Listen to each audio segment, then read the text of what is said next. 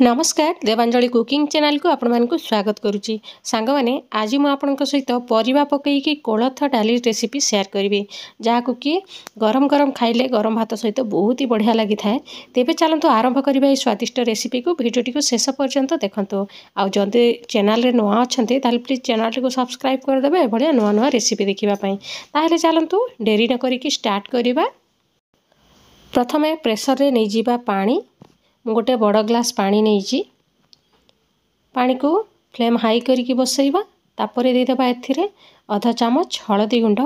तापर देखंतु डाली मु गोटे गिना नहीं जी आपणक परिमाण अनुसार आपण डाली नेबे। तापर एबे डाली को धोईकी एथिरे देदेबा। एबे आमे एथिरे दुईटा टमाटो पकईदेबा। एबे देदेबा किछि बैगण को मध्य मु काटिकी रखिछि ताकू एथिरे देदेबा। एबे देदेबा आलू मु खाली आलू बैगण पकाउछि आपण निज मन पसंद अनुसार जेकोसी परिवा पकई पारिबे। तापर स्वाद अनुसार लुण देकी याकू घोड़ेकी 4-5टा हुइसिल आसिला पर्यंत सिझेई नबा। टिके टाइम लगी थाए डालीटा सिझिबा पई। डालीटा सिझी आसिले चलंतु याकू छुंक देबा। एबे आमे कढ़ाई रे तेल गरम करके दे देबा। आधा चामच सोरिषटा फुटी आसिले दे देबा। सुखिला लंका कम बेसी करि पारिबे निज टेस्ट अनुसार। तापर बहुत सारा गोटा रसुण दे देबा। टिके एमती हाथ रे दबेकी देबे रसुणर फ्लेवर भल आसीबो। तापर भृसंग पत्र दे देबा। एबे एई सब को किछि समय भाजी नबा। टिके रसुणटा नाली पड़िबा पर्यंत भाजीबा।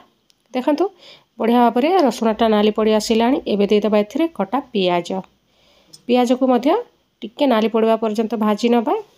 ताहेले जाईकी डालीर टेस्टटा भल आसीबो।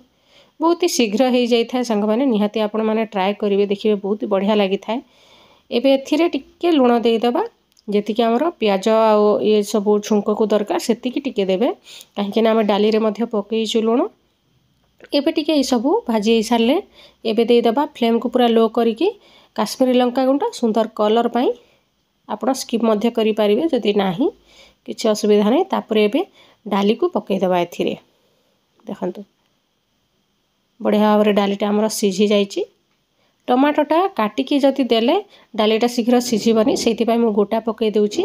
एमती पातिया साहाय्य टिके दबाई देबे देखिबे टमाटोटा शीघ्र एमती मेल्ट हो जिवो।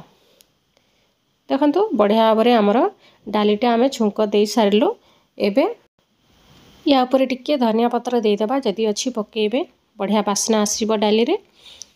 देखंतु एबे आमे आउ टिके दे देबा गरम मसला गुंड आपण स्किप मध्य करि पारबे टिके तेले आउरी टेस्टटा भल आसी थाए। देखंतु केते सहजरे आमर कोलथ डालटा रेडी हो गला।